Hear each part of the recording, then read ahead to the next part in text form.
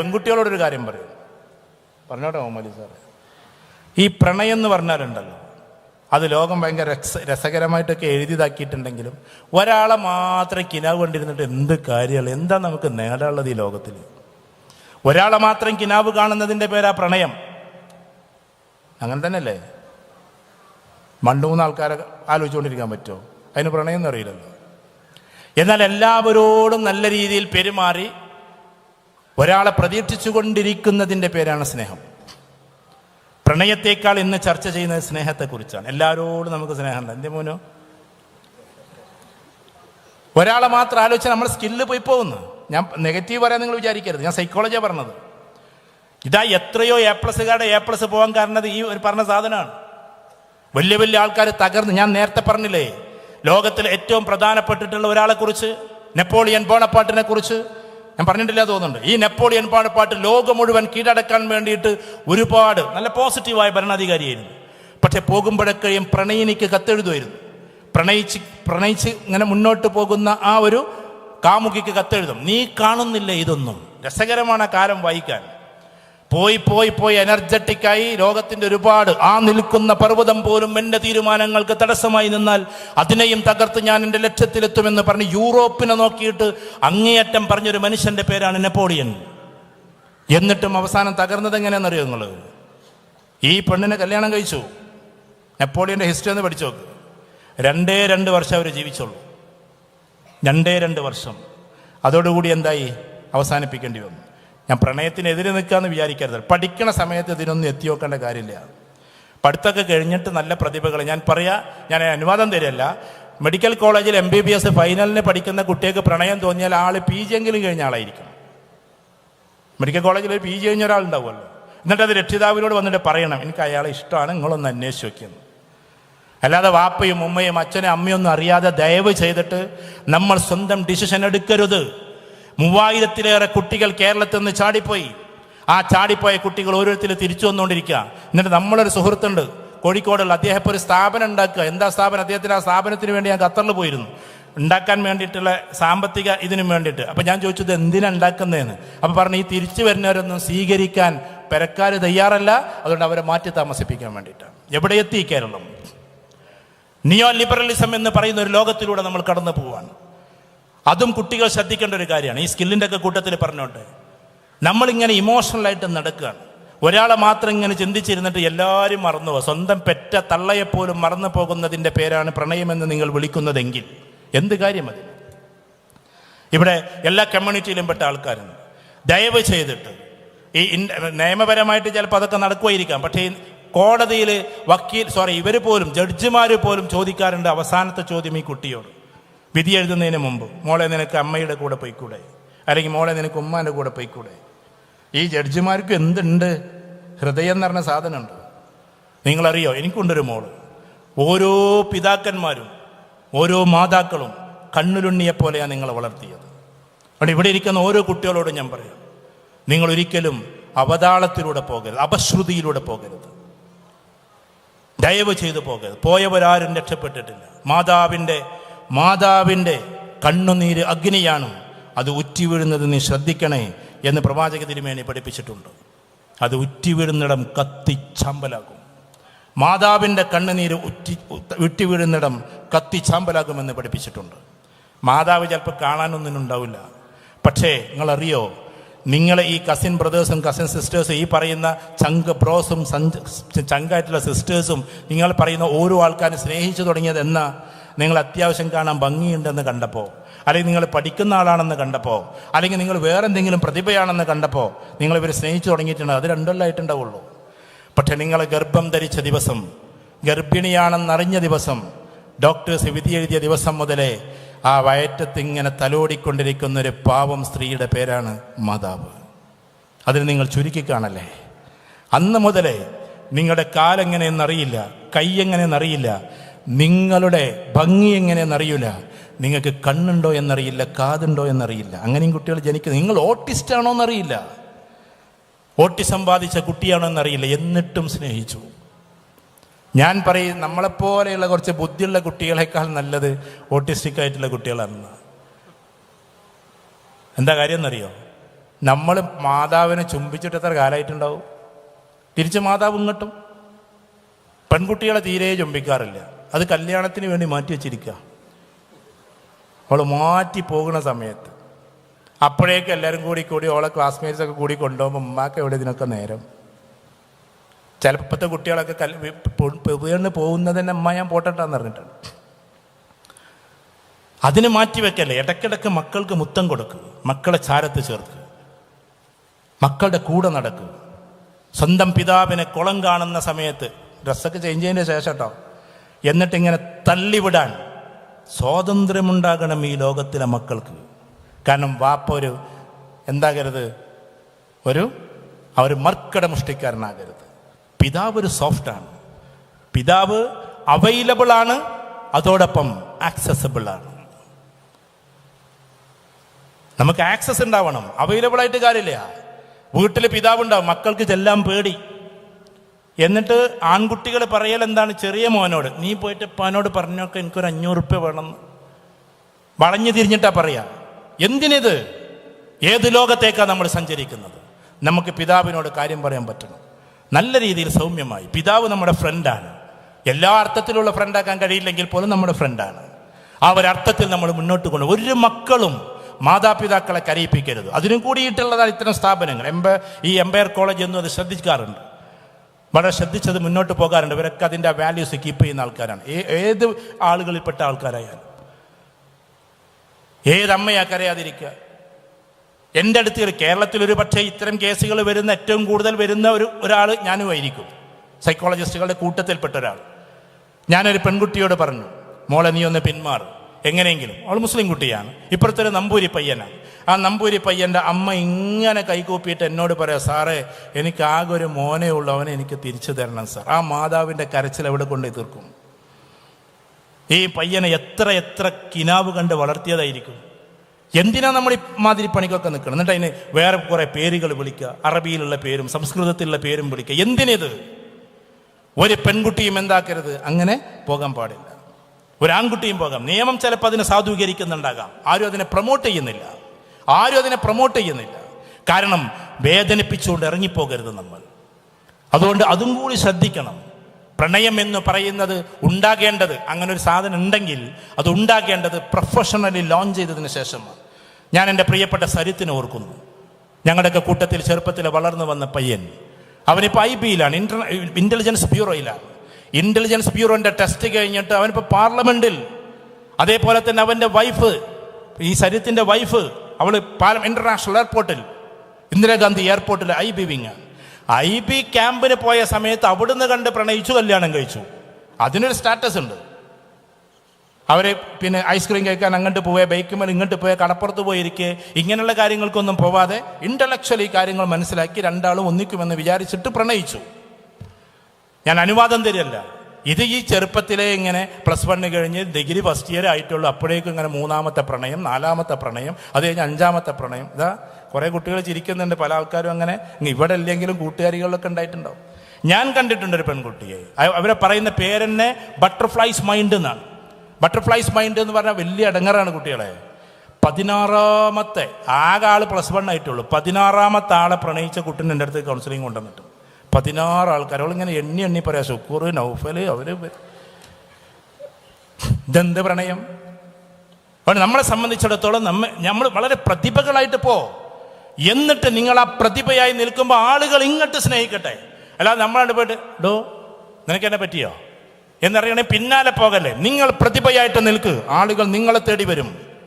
ആ തേടി വരുന്നത് വരെ നിങ്ങൾ അങ്ങോട്ടിങ്ങനെ കെഞ്ചിപ്പോകുന്നൊരവസ്ഥയുണ്ടാകരുത്. ആൺകുട്ടികളെ കുറിച്ച് ഞാനൊരു വാക്ക് പറയാണ്. പെണ്ണാരൻ്റെ ആൺകുട്ടികൾ നിങ്ങൾ എന്നോട് ക്ഷമിക്കണം. സൈക്കോളജിയിൽ ഒട്ടുമിക്ക ആൺകുട്ടികൾ, ഇവിടെ ഉള്ളവരല്ലോ, ഇവിടെയൊക്കെ നല്ല കുട്ടികളാണ്, ഒരേ സമയം 6 ആൾക്കാർക്ക് മെസ്സേജ് അയക്കുന്ന ആൾക്കാരാണ്. ഹായ് അങ്ങോട്ടയക്കും, ഹായ് ഇങ്ങോട്ടയക്കും. ആരാണോ ആദ്യം കൊത്തുന്നത് അയിമലാണ് നമ്മളെ ചൂണ്ടയുള്ളത്. ഇവിടുത്തെ ആൺകുട്ടികളൊക്കെ നല്ല മക്കളാണ്. അവിടെ ഇങ്ങനെ മെസ്സേജ് അയക്കണം. ഇപ്പം പെൺകുട്ടികൾ ഇത് തുടങ്ങിയെന്ന് കേട്ടിട്ടാണ് ഇപ്പോൾ ഒരു 5-6 വർഷമായിട്ട് ഇത് പെൺകുട്ടികളും തുടങ്ങിയിട്ടുണ്ട്. ഞാൻ അതിനെക്കുറിച്ച് ഇങ്ങനെ പറഞ്ഞിട്ട് ഇതാക്കല്ല. അതുകൊണ്ട് ശ്രദ്ധിക്കുക. നമ്മുടെ ജീവിതത്തിൽ എന്തൊരു യശസ്സുണ്ടാവും എന്നറിയോ? നമ്മുടെ സ്കില്ല് അതിനെ കൊണ്ടുവന്ന് അതിനെ പഠിപ്പിച്ച് നമ്മൾ വിധാനത്തിലെത്തി അവസാനം. ഇപ്പം മിനിയാന്ന് ഞാൻ കുറച്ച് കരഞ്ഞു. ഞാൻ സാധാരണ പിന്നെ എന്താ പറയുക പ്രസംഗത്തിൽ പറയുന്ന ഒരു രംഗാണ്. എൻ്റെ മകൻ UK പോയി, അവൻ ഇൻ്റർനാഷണൽ ഡിഗ്രി കഴിഞ്ഞ് നല്ല ഉഷാറായിട്ടുള്ളൊരു യൂണിവേഴ്സിറ്റിയിൽ നിന്ന് PG പോകാൻ വേണ്ടിയിട്ട് LSE പ്രിപ്പയർ ചെയ്യുന്നു. ലണ്ടൻ സ്കൂൾ ഓഫ് എക്കണോമിക്സിലേക്ക്, അവിടുത്തെ ഒരു ടോപ്പ് യൂണിവേഴ്സിറ്റിയാണ്. പ്രിപ്പയർ ചെയ്യുന്നു, അതിൻ്റെ കാര്യങ്ങളൊക്കെ റെഡിയായി വരുന്നു. അപ്പോൾ ഞാൻ പറയുന്നത്, അതിലേക്ക് കയറുമ്പോൾ അവൻ ആദ്യം കിട്ടിയ സാലറി അവൻ അയച്ചു. ആദ്യം കിട്ടിയ സാലറി ഏകദേശം 2.5 ലക്ഷം രൂപയോളൊക്കെയാണ് അവരുടെ സാലറി ഉണ്ടാവും. അപ്പോൾ അതയച്ച സമയത്ത്, പഠിക്കുന്ന സമയത്തുള്ളതാണ്, പഠിത്തം കഴിഞ്ഞിട്ടൊന്നുമില്ല. അതയച്ചത് അവൻ്റെ ജ്യേഷ്ഠൻ്റെ അക്കൗണ്ടിലേക്കാണ്. വലിയ തുക ഒന്നുമല്ല, എന്നാലും ചെറിയൊരു തുക. ഞാൻ പറയുന്നത് ജ്യേഷ്ഠൻ്റെ അക്കൗണ്ടിലേക്കാണ്. എന്നിട്ട് ജ്യേഷ്ഠനോട് പറയണത് ഉമ്മാക്ക് കൊടുത്തിട്ട് ഉമ്മാനോട് പറയണം ഉപ്പാക്ക് കൊടുക്കാൻ. ഞാൻ പ്രസംഗിച്ചത് ആകെ കോഴിക്കോട്ടുള്ളൊരു പയ്യനെ കുറിച്ചിട്ടാണ്. അത് കേട്ടതായിരിക്കും അവന്. കോഴിക്കോട്ടുള്ളൊരു പയ്യൻ ചെയ്തൊരു പണിയുണ്ട്, ഭയങ്കര രസകരമായി. പിന്നെ ഒരു വീഡിയോ ഒക്കെ ആയിട്ട് വന്ന്, ആ വീഡിയോ ഉണ്ടാക്കിയ ആൾ പറഞ്ഞു, നിങ്ങളെ പ്രസംഗത്തിൽ നിന്നാണ് ഞങ്ങൾ ആ വീഡിയോ ഉണ്ടാക്കിയത് എന്നോട് പറഞ്ഞിട്ടുണ്ട്. അതിൻ്റെ ആ ഒരു കമ്മിറ്റ്മെൻറ്റ് എന്നെ അറിയിച്ചിട്ടുണ്ട്. എന്തോ ആകട്ടെ, വാപ്പക്ക് ശമ്പളം കൊടുക്കാൻ വേണ്ടി പറഞ്ഞപ്പോൾ എൻ്റെ വാപ്പയുടെ കൈ എന്നും ഇങ്ങനെയായിട്ടുള്ളത് ഒരിക്കലും ഇങ്ങനെയായിട്ടില്ല. ഇവിടെ ആ ശമ്പളം അങ്ങോട്ട് കൊടുക്കുമ്പോൾ എൻ്റെ അച്ഛൻ്റെ കൈ താഴെയായി പോകുമെന്ന് എനിക്ക് പേടിയുണ്ട്. എനിക്ക് ഫീസ് തരുമ്പോൾ, എനിക്ക് മിഠായിക്ക് പൈസ തരുമ്പോഴൊക്കെ അച്ഛൻ്റെ കൈ മുകളിലായിരുന്നു അമ്മേ, അതുകൊണ്ട് എനിക്ക് അങ്ങനെ കൊടുക്കാൻ കഴിയില്ല, നിങ്ങൾ കൊടുത്തേക്കുന്നുള്ളത്. അതൊരു ആദരമാണ്, അതൊരു ബഹുമാനമാണ്. അത് നമുക്ക് പെട്ടെന്ന് മനസ്സിലാകില്ല. ആദ്യത്തെ സാലറി മക്കളുടേതെന്ന് പറഞ്ഞാലേ കുറച്ചൊരു വേദനയുള്ളതാണ്. നമ്മൾ ലക്ഷങ്ങൾ ചിലവാക്കി അവരെ പഠിപ്പിച്ച് അവരൊരു ജോലിക്ക് കയറി അധ്വാനിച്ച് ആദ്യമായിട്ടുള്ള സാലറി നമ്മളത് കിട്ടിയാൽ എന്താ ചെയ്യുക? എൻ്റെ ബ്രോസിന് കൊടുക്കണം, മറ്റവർക്ക് കൊടുക്കണം, അങ്ങോട്ട് കൊടുക്കണം, ഫ്രണ്ട്സിന് കൊടുക്കണം, എല്ലാവർക്കും മിഠായി കൊടുക്കും. പാവം ഇതൊക്കെ വളർത്തി വലുതാക്കിയ ഒരു പിതാവുണ്ടാവും ഗൾഫിൽ. അയാൾ എപ്പോഴും ചിലപ്പോൾ ഹോട്ടൽ പണി എടുക്കുകയായിരിക്കും. നിങ്ങൾ ഗൾഫിലേക്ക് അയച്ചു കൊടുക്കുക, അല്ലെങ്കിൽ ഉപ്പൻ്റെ ഇതിലേക്ക് അയച്ചു കൊടുക്കുക. എന്നിട്ട് പറ, എൻ്റെ ആദ്യത്തെ സാലറിയാണ്. ഉപ്പ ഗൾഫിലാണെങ്കിൽ പോലെ ഉപ്പൻ്റെ അടുത്ത് പൈസ ഉണ്ടാവും, എന്നാലും മക്കളുടെ ആദ്യത്തെ സാലറി അല്ലെങ്കിൽ മക്കളുടെ ആദ്യത്തെ അധ്വാനം ഒരു പിതാവിൻ്റെ സ്വപ്നമാണ്, ഒരു മാതാവിൻ്റെ സ്വപ്നമാണ്. ഞാൻ എന്നിട്ട് എന്താ ചെയ്തത്? ഞാൻ ഒരു മാതൃകയായിട്ട് പറയുന്നല്ല കേട്ടോ. ആദ്യം ഞാൻ അതിൽ നിന്നൊരു തുക എൻ്റെ വൈഫിന് കൊടുത്തു. കാരണം അവളാണല്ലോ എന്നെക്കാളും കൂടുതൽ എൻ്റെ മോനെ നോക്കിയിട്ടുണ്ടാവുക. പിന്നെ അവൻ്റെ ജ്യേഷ്ഠപ്പം ഇവിടെ ഉണ്ട്, PG പോകാൻ വേണ്ടി UK പോകാൻ വേണ്ടി നിൽക്കണം, അവന് കൊടുത്ത്. ചെറിയ മോനക്ക് കൊടുത്തപ്പോൾ ഇന്നിപ്പോൾ രാവിലെ ഉണ്ട് വിളിച്ചു പറഞ്ഞ ഏറ്റവും ചെറിയ ആൾ, എനിക്കും കിട്ടിയിട്ടാണ് നിൻ്റെ ശമ്പളം എന്ന് പറഞ്ഞിട്ട്. അവന് 10 വയസ്സായിട്ടുള്ളൂ. അത് നമ്മൾ തന്നെ ഇങ്ങനെ എന്താക്കരുത്, വിഴുങ്ങരുത്. അത് അതിൻ്റെതായ രീതിയിൽ കൊണ്ടുപോകണം. അങ്ങനെ ആദ്യത്തെ സാലറി നിങ്ങൾക്ക് കിട്ടുമ്പോൾ ഈ മാതാപിതാക്കളെ നിങ്ങൾ ഓർക്കണം. ഈ അധ്യാപകരുണ്ടല്ലോ, സ്കില്ലോട് കൂടിയിട്ട് ഞാൻ പറഞ്ഞോട്ടെ, നിങ്ങൾക്ക് സ്കില്ലുണ്ടെങ്കിൽ ഈ അധ്യാപകർ എന്നും നിങ്ങൾ ഓർക്കണം. അധ്യാപകർ ഒരിക്കലും ആ മാസത്തിൽ കിട്ടുന്ന ശമ്പളം കൊണ്ടൊന്നുമല്ല അവരുടെ സന്തോഷം. ഞാനും 20 വർഷം അധ്യാപകനായാണ്. ദയവ് ചെയ്തിട്ട് അങ്ങനെ നിങ്ങൾ വിചാരിക്കല്ലേ. അവനവൻ്റെ കുട്ടികൾ ഉയർന്നു പോയിട്ട് ഒരു പൊസിഷനിലെത്തുമ്പോൾ മനസ്സിലായോ, അപ്പണ്ട് അധ്യാപകനൊരു കണ്ണുനീര് വരാൻ, ഒരു ആത്മാർത്ഥതയുള്ള അധ്യാപകൻ. ഒരു +2 പയ്യൻ വരികയാണ്, +2 പഠിക്കാൻ വേണ്ടിയിട്ട്. SSLC കുറഞ്ഞ മാർക്കേ ഉള്ളൂ. അപ്പോൾ എനിക്കൊരു അങ്ങനെ ഒരു പ്രൈവറ്റ് കോളേജ് ഉണ്ടായിരുന്നു, ഇപ്പോഴുണ്ട്. അത് ഞാൻ അങ്ങോട്ട് അധികം പോകാറില്ല. അവിടെ ഒന്ന് കുറഞ്ഞ മാർക്കേ ഉള്ളൂ. അവനോട് ഞാൻ പറഞ്ഞു, മോനെ, മുസ്തഫ എന്നവൻ്റെ പേര്, മോനെ നീ എന്താക്കണം, ഇവിടെ നീ ഡിഗ്രിക്ക് ചേരരുത്, നീ ഫറൂഖ് കോളേജിൽ പോയിട്ട് ഡിഗ്രിക്ക് ചേരണം. അവൻ ഒറ്റ ചിരിയ, ഞാനോ ഫറൂഖ് കോളേജിലോ? KT മുസ്തഫ എന്ന എൻ്റെ അയൽവാസി പയ്യനാണ്, ഞാനോ ഫറൂഖ് കോളേജിലോ? ചുരുക്കി പറഞ്ഞാൽ ഞങ്ങൾ ഒരുപാട് മോട്ടിവേറ്റ് ചെയ്ത് അവൻ +2 അതിമനോഹരമായി പഠിച്ച നല്ല മാർക്ക്, നിങ്ങൾക്കറിയാലോ 97% മാർക്ക് ഉണ്ടായാലും ഫറൂഖ് കോളേജ് കിട്ടുള്ളൂ. ഫറൂഖ് കോളേജിൽ ഡിഗ്രിക്ക് ചേർന്നു. അത് കഴിഞ്ഞിട്ട് പിന്നെ അവൻ PGക്ക് എങ്ങോട്ട് പോയി? പിന്നെ ഹൈദരാബാദ് സെൻട്രൽ യൂണിവേഴ്സിറ്റി പോയി. അവിടുന്ന് PhD-കാരനായിട്ട് പുറത്ത് വന്ന്, ഞാനോ ഫറൂഖ് കോളേജിലോ എന്ന് അവൻ അന്ന് ചിരിച്ചില്ലേ? ഒരിക്കലും സാധിക്കില്ല എന്ന്. ഇന്ന് ഈ KT മുസ്തഫയെ നിങ്ങൾക്ക് പോയാൽ കാണാൻ പറ്റും ഫറൂഖ് കോളേജിലെ സോഷ്യോളജി ഡിപ്പാർട്ട്മെൻറ്റിൻ്റെ ലെക്ചററായിട്ട്. അങ്ങനെയായിരിക്കണം കുട്ടികൾ. അതാണ് നമ്മുടെ സന്തോഷം. മാർക്കില്ലാതെ വന്നിട്ട്, മാർക്ക് തീരല്ല എന്നെല്ലാം പറഞ്ഞത്, അത്രമാത്രം മാർക്കില്ലാതെ വന്നിട്ട് ഞാനോ ഫറൂഖ് കോളേജിലോ എന്ന് ചോദിക്കുന്നൊരു ചോദ്യം ഉണ്ടല്ലോ. എൻ്റെ ഒരു കുട്ടിയുണ്ട്, ഞങ്ങൾ പഠിപ്പിച്ചൊരു മോള്, ഇതേമാതിരി പാരലൽ കോളേജിൽ പഠിച്ചൊരു കുട്ടിയാണ്. ആ കുട്ടി ഇന്ന് ഇതേ ഹൈദരാബാദ് സെൻട്രൽ യൂണിവേഴ്സിറ്റിയിൽ സീനിയർ ലെക്ചറാണ്. കുട്ടികൾ അങ്ങനെ കിനാവിലൂടെ വളരും. നമുക്ക് സാധിക്കില്ല എന്ന് നിങ്ങൾ വിചാരിക്കല്ലേ. അതുകൊണ്ട് ആ സമയത്തൊക്കെയും കൃത്യമായി നമ്മൾ മുമ്പിൽ വെക്കേണ്ടത് നമ്മുടെ മാതാപിതാക്കളെ ഒരിക്കലും അവരെ ചെറുതായി കാണല്ലേ. നിങ്ങൾ ഏതെങ്കിലും ഒരു സ്വാഭാവികതയല്ലാത്തൊരു സഞ്ചാരം സഞ്ചരിക്കുമ്പോൾ അതിന് അബദ്ധസഞ്ചാരം എന്ന് പറയും. ആ സഞ്ചാരത്തിൻ്റെ തുടക്കത്തിലെ മാതാവിനെ നിങ്ങൾ ഓർത്തേ പറ്റൂ. നിങ്ങളുടെ കോഴ്സ് ഏതൊക്കെയാണെന്നറിയോ? നിങ്ങൾക്കറിയണ്ടേ? ഇപ്പം എൻ്റെ ഒരു സുഹൃത്തുണ്ട്, എഡ്രിക്കോടുള്ളതാണ്, പന്തക്കൻ ഫാമിലിയിലുള്ളതാണ്. അവൻ ആദ്യം ചെയ്ത തന്നെ പരിപാടി ആർട്ടിഫിഷ്യൽ ഇന്റലിജൻസിന്റെ ഇറങ്ങിയപ്പോൾ അതിൽ പോയിട്ട് PhD ചെയ്തു. സ്കില്ലിന്റെ ഊക്ക ഞാൻ പറഞ്ഞു. ആർട്ടിഫിഷ്യൽ ഇന്റലിജൻസിനെ കുറിച്ച് നമ്മൾ ചർച്ച ചെയ്യണല്ലേ ഉള്ളൂ. അവൻ ആദ്യം തന്നെ ചെയ്ത പരിപാടി ആർട്ടിഫിഷ്യൽ ഇന്റലിജൻസ് എന്നുണ്ട് കേട്ടപ്പോൾ നേരെ പോയിട്ട് അതിൽ PhD ചെയ്തു. ഇപ്പൊ അവൻ എവിടെയുള്ളതെന്നറിയോ? ദുബായിയുടെ സ്പേസിൽ. അതായത് നമ്മൾ സ്പേസ് ഉണ്ടല്ലോ, നമ്മളും ഇതേമാതിരി വിടൂലേ പിന്നെ ആകാശത്തേക്ക്. ആ ദുബായിന്റെ സ്പേസിലാണ് അവനിപ്പോ സയന്റിസ്റ്റ് ആയിട്ട് ജോലി കിട്ടിയേ. എന്താ കാര്യം? ആർട്ടിഫിഷ്യൽ ഇന്റലിജൻസിൽ PhD ചെയ്ത അധികം ആൾക്കാരില്ലാത്തത് കൊണ്ട് അഡ്വാൻസ്ഡ് ആയിട്ട് ചിന്തിച്ചു ആ പയ്യൻ. ഈ അഡ്രിക്കോട്ടുകാരനാണ്, പന്തക്കൻ ഫാമിലിയിലെ കുട്ടിയാണ്, എൻ്റെ വളരെ അടുത്ത സുഹൃത്താണ്. എന്നെ അവൻ്റെ യൂണിവേഴ്സിറ്റി കാണാനും ഈ സ്പേസ് കാണാനൊക്കെ വേണ്ടി ക്ഷണിച്ചിരുന്നു. സ്പേസിൻ്റെ ഉള്ളിലേക്ക് നമുക്ക് പോകാൻ കഴിയില്ലെങ്കിലും ഏകദേശം എൻ്റെ ഇതിലേക്കൊക്കെ ഞാൻ അടുത്ത വരവിന് വരാമെന്ന് പറഞ്ഞിട്ടുണ്ട്. എത്ര ബ്രില്യൻ്റ് ആയിരിക്കും എന്ന് ആലോചിച്ച് നോക്കിയാട്ടെ. ആർട്ടിഫിഷ്യൽ ഇൻ്റലിജൻസ് നമ്മൾ ഡിപ്ലോമ ചെയ്യണോ, ഡിഗ്രി ചെയ്യണോ, PG ചെയ്യണമെന്ന് 100,000 ആലോചനകൾ ആലോചിച്ചുകൊണ്ടിരിക്കുമ്പോൾ അവൻ നേരെ പോയിട്ട് എന്ത് ചെയ്തു? അവൻ എഞ്ചിനീയറാണ്. അത് കഴിഞ്ഞിട്ട് നേരെ പോയിട്ട് PhD ആണ് ചെയ്തു ആർട്ടിഫിഷ്യൽ ഇൻ്റലിജൻസിൽ. ദുബായിൽ പോലും ആർട്ടിഫിഷ്യൽ ഇൻ്റലിജൻസിൽ ഈ PhD ചെയ്ത ആൾക്കാർ വളരെ എണ്ണം കുറവായതുകൊണ്ട് ഇൻ്റർവ്യൂവിൽ അവനെ കിട്ടി. അവനിപ്പോൾ സ്പേസിൽ, അതും ലക്ഷക്കണക്കിന് സാലറി വാങ്ങിക്കുന്ന ദുബായിയുടെ സ്പേസിലാണ് അവനുള്ളത്. അപ്പൊ അഡ്വാൻസ്ഡ് ആയിട്ട് പഠിക്കുക എന്നുള്ളത് ഇതിൻ്റെ ഒരു ഭാഗമാണ്. ഇവിടുത്തെ കോഴ്സുകൾ ഞാൻ കേട്ടപ്പോൾ അഡ്വാൻസ്ഡ് ആയിട്ടുള്ള സാധനങ്ങളാണ്. അത് ഏതും ആകട്ടെ, റോബോട്ടിക്സ് ചിലപ്പോൾ ഉണ്ടാവാം, അല്ലെങ്കിൽ തുടങ്ങുമായിരിക്കാം. AI ആർട്ടിഫിഷ്യൽ ഇൻ്റലിജൻസ് ഉണ്ട്.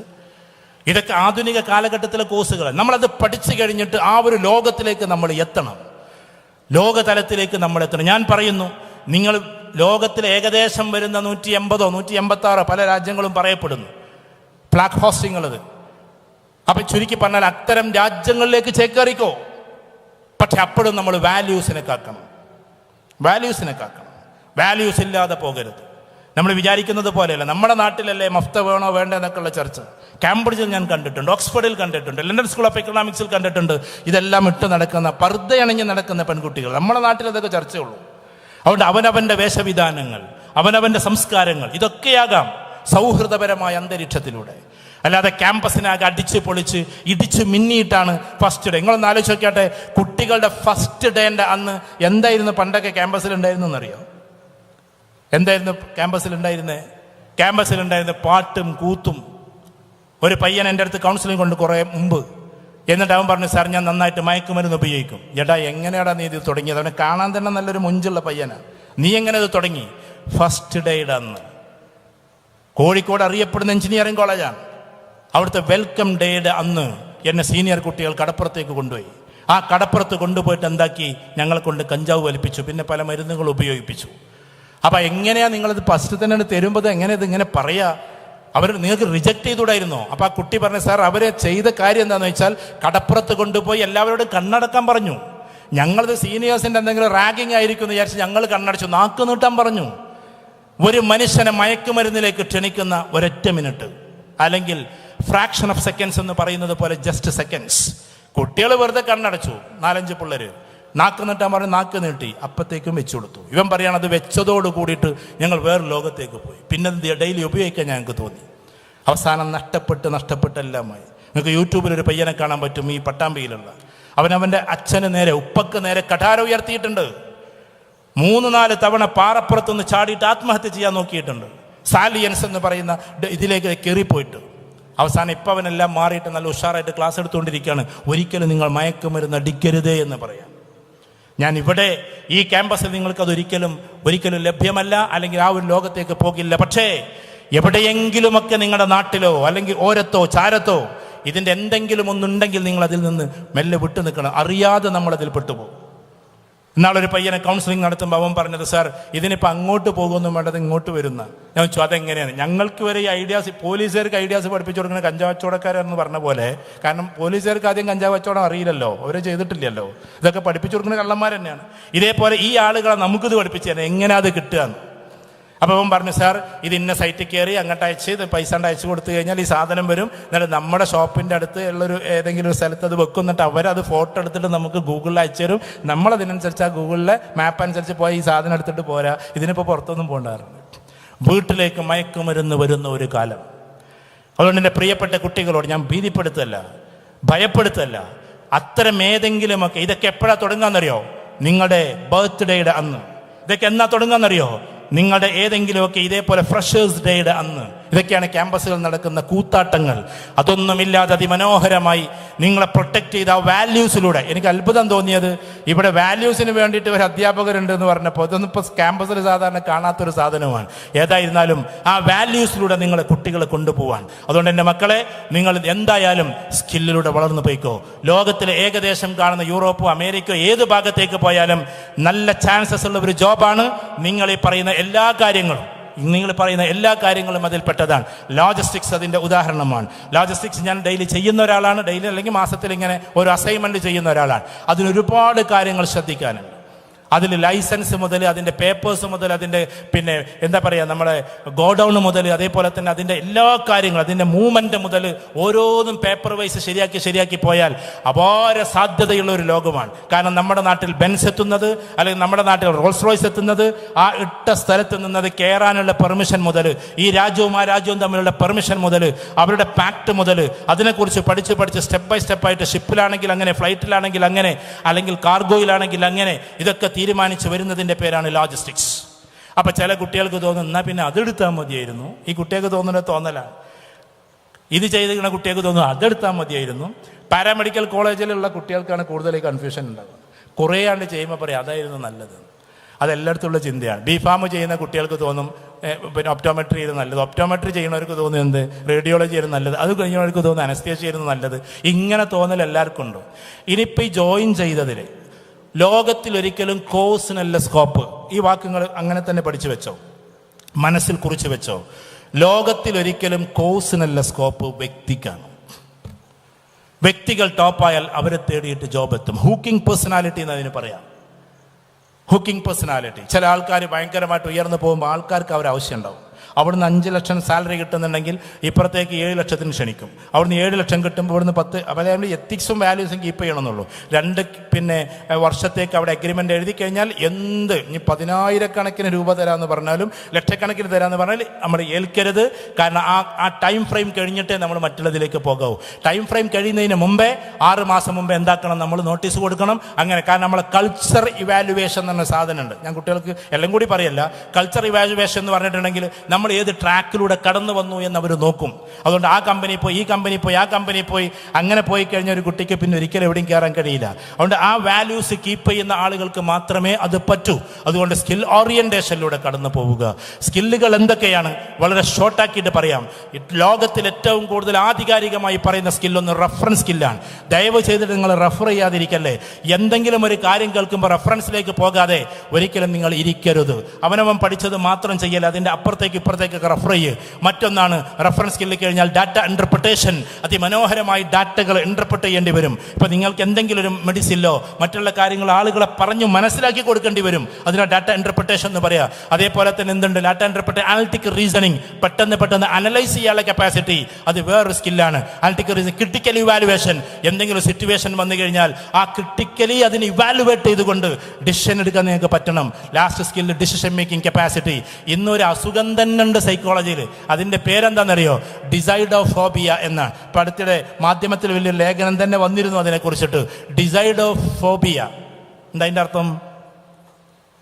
ഡിസൈഡ് ചെയ്യാന്ന് പറഞ്ഞ തീരുമാനം. ഡിസൈഡോഫോബിയ, ഫോബിയ എന്ന് പറഞ്ഞാൽ ഭയം. തീരുമാനം എടുക്കാൻ പേടി. ജോലി കയറുമ്പോൾ അതിൽ വേണോ പേടി. പഠിത്തത്തിൽ ആ കോഴ്സ് വേണം, ഈ കോഴ്സ് വേണോ പേടി. ഒന്നിലങ്ങണ്ട് നിന്ന് അതിൽ തന്നെ നിൽക്കുക. എന്നിട്ട് കാലിബ്രേഷൻ എന്ന് പറഞ്ഞൊരു ഭാഗമുണ്ട് സൈക്കോളജിയിൽ. എന്താ കാലിബ്രേഷൻ? ഇപ്പം ഞാൻ ചെയ്തത് സൈക്കോളജിയാണ്, പക്ഷെ ഞാൻ ചെയ്യുന്ന പരിപാടി ബിസിനസ്സാണ്. മനസ്സിലായോ? സൈക്കോളജിയേക്കാൾ ഞാനിപ്പോൾ ചെയ്യുന്ന കാര്യം ബിസിനസ്സാണ്. അപ്പം എന്ത് ചെയ്യണം? ബിസിനസ്സിലേക്ക് നമ്മളെ കാലിബ്രേറ്റ് ചെയ്യണം. കാലിബ്രേഷൻ എന്ന് പറഞ്ഞാൽ പഠിത്തവും കാലിബ്രേഷനും രണ്ടാണ്. നിങ്ങൾ ചെയ്ത കോഴ്സ് ഒരു പക്ഷേ റേഡിയോളജി ആയിരിക്കാം. അതിൽ തന്നെ നിങ്ങൾക്ക് വീണ്ടും സ്കില്ല് കൂട്ടി അതിൻ്റെ അപ്പുറത്തേക്ക് പോകുന്നതിൻ്റെ പേര് ആക്സിലറേഷൻ എന്നാണ്. കാലിബ്രേഷൻ എന്ന് പറഞ്ഞ സൈക്കോളജിയിൽ നമുക്ക് ഇല്ലാത്ത ഒരു സാധനത്തിനെ ഇങ്ങോട്ട് കൊണ്ടുവന്ന് നമ്മൾ അതിൻ്റെ പാരമ്യതയിലേക്ക് കൊണ്ടുപോകലാണ് ഈ പറയുന്ന കാലിബ്രേഷൻ. ഇപ്പം കാലിബർ കൂട്ടി പോയാൽ നമ്മളെ ലോകത്തിന് ആവശ്യമുണ്ട്. അതുകൊണ്ട് ഇവിടെ ഇരിക്കുന്ന എല്ലാ കുട്ടികളും ഈ പറയുന്ന സ്കില്ലിനെയും ഇനി അഥവാ കോഴ്സ് അതാണോ എന്ന് നിങ്ങൾക്ക് പറ്റുമെങ്കിൽ ചിന്തിച്ചിട്ട് അതിൽ തന്നെ ഉറച്ചു നിന്ന് അതിൽ കാലിബ്രേഷൻ നടത്തിയിട്ട് മഹാരഥനായി മാറുക എന്നതാണ്. അതോടൊപ്പം ഞാൻ അവസാനിപ്പിക്കുന്നു. നിങ്ങളുള്ള പരിപാടികളൊക്കെ ഇങ്ങനെ അടുത്ത് വൈൻഡപ്പ് ചെയ്യാറായി. അതുകൊണ്ട് ഞാൻ അവസാനിപ്പിക്കുന്നു. ദയവ് ചെയ്തിട്ട് നിങ്ങൾ ഫാമിലിയിലേക്ക് നോക്കാതിരിക്കല്ലേ. നിങ്ങളുടെ ഫാമിലി ഓറിയൻറ്റേഷൻ അതിൻ്റെ കൂട്ടത്തിൽ നിങ്ങൾ നടത്തണം. കാരണം ഇന്ന് നിങ്ങളുടെ അച്ഛൻ സാധാരണ ജോലിക്കാരനാണെങ്കിൽ നിങ്ങൾ ചെയ്യേണ്ട പണി എന്താണെന്നറിയോ? ഈ അടുത്തിടെ ഒരു ചെറിയ അനുഭവം കൂടി പറഞ്ഞോട്ടെ. ഫ്ലൈറ്റിൽ കയറാൻ നിൽക്കുകയാണ് ഞാൻ ഖത്തറിലേക്ക് പോകുമ്പോൾ. അപ്പോൾ ഒരു പെൺകുട്ടി എൻ്റെ അടുത്ത് വന്നിട്ട് പറഞ്ഞു, അവളൊരു ജീൻ പാൻറ്റും ഒരു നല്ലൊരു ടോപ്പും അതോടൊപ്പം ഒരു മഫ്തക്കെട്ടും കണ്ടാണ്. ഒരു മുസ്ലിം കുട്ടിയാണ്. അപ്പോൾ ഏതായിരുന്നാലും അവൾ എന്നോട് വന്നിട്ട് പറഞ്ഞു, സാർ എൻ്റെ ആദ്യത്തെ യാത്രയാണിത്, അതുകൊണ്ട് സാർ എന്തെങ്കിലും എനിക്കൊന്നും അറിഞ്ഞുകൂടാ, എന്നൊന്ന് ഗൈഡ് ചെയ്യുമോ? അപ്പോൾ ആ കുട്ടിയുടെ പാസ്പോർട്ട് എവിടെ കൊടുക്കേണ്ടത്, എങ്ങനെയാണ് ബോർഡിംഗ് പാസ് എടുക്കേണ്ടത് ഒന്നും അറിയില്ല. അങ്ങനെ ആ കുട്ടിയെ കൂടെ കൂട്ടി അങ്ങനെ നേരെ ഖത്തറിലെത്തി. ചുരുക്കി പറഞ്ഞാൽ ഖത്തറിലെത്തിയിട്ട് അവളെ ഉമ്മയെ ഞാൻ ഏൽപ്പിച്ചു കൊടുത്തു. ആ കുട്ടിയോട് ഞാൻ ഒന്നും പറഞ്ഞില്ല. അവളെ പേര് പറയാത്തത് ഈ മൈക്കിൽ ഭാവിയിൽ ആരും അറിയണ്ടെന്ന് വിചാരിച്ചിട്ടാണ്. അപ്പോൾ ആ കുട്ടിയെ ഞാൻ പറഞ്ഞു, ഉമ്മ അവിടെയാണ് ജോലി ചെയ്യുന്നതെന്നൊക്കെ പറഞ്ഞു. 2 മാസം കഴിഞ്ഞിട്ട് എന്നെ മെല്ലെ ഒന്ന് മെസ്സേജ് അയച്ചു. സാർ ഒറ്റ വാക്കാണ്, ഡു യു റിമെമ്പർ മീ എന്ന് പറഞ്ഞിട്ടൊരു മെസ്സേജ്, നിങ്ങൾക്ക് എന്നെ ഓർമ്മയുണ്ടോ? അപ്പോൾ ഞാൻ അങ്ങോട്ട് അയച്ചു, ഐ ഹാവ് നോ ഐഡിയ. കാരണം എനിക്ക് ഓർമ്മയില്ല. പക്ഷെ ഞാൻ ആ പ്രൊഫൈൽ പിക്ചർ കണ്ടപ്പോൾ എവിടെയോ കണ്ട പോലെ തോന്നി, പക്ഷേ എനിക്ക് ഓർമ്മയില്ല. അവസാനം പറഞ്ഞു, നിങ്ങൾ ഫ്ലൈറ്റിൽ ഇങ്ങനെ പോകുന്നത് എന്നൊക്കെ പറഞ്ഞു. അങ്ങനെ ആ കുട്ടി ഇങ്ങനെ മെസ്സേജ് അയച്ചു, എൻ്റെ ഉമ്മ അവിടെ ജോലിക്കാരിയാണ്, സാധാരണ അറബി വീട്ടിൽ പാചക ജോലിയാണ് ചെയ്യുന്നത്, ഞങ്ങൾക്ക് ഉപ്പ അസുഖമായിട്ട് വീട്ടിൽ കിടപ്പിലാണ് സാറേ, ഞാൻ അന്ന് നിങ്ങൾ ആദ്യമായിട്ട് കാണില്ലേ എന്ന് വിചാരിച്ചിട്ടാണ്. ഉമ്മ പറഞ്ഞപ്പോഴാണ് ഇയാൾ ഇങ്ങനെയുള്ള ഒരാളാണെന്നൊക്കെ എനിക്ക് മനസ്സിലായത്. ചുരുക്കി പറഞ്ഞാൽ എനിക്കൊരു ജോലി വേണം സാർ, നിങ്ങൾ എന്തെങ്കിലും ഒരു ഹെൽപ്പ് ചെയ്യോ? ഞാനന്ന് ഖത്തറിലേക്ക് കയറിയത് ജോലിക്ക് വേണ്ടിയിട്ടാണ്, പക്ഷേ എക്സ്പീരിയൻസ് വേണമെന്നാണ് പറയുന്നത് എന്ന് പറഞ്ഞു. അപ്പോൾ ഞാൻ ആ കുട്ടിയോട് പറഞ്ഞു, മോളെ ഇപ്പോൾ എക്സ്പീരിയൻസിനേക്കാൾ വലുത് എന്താണ്?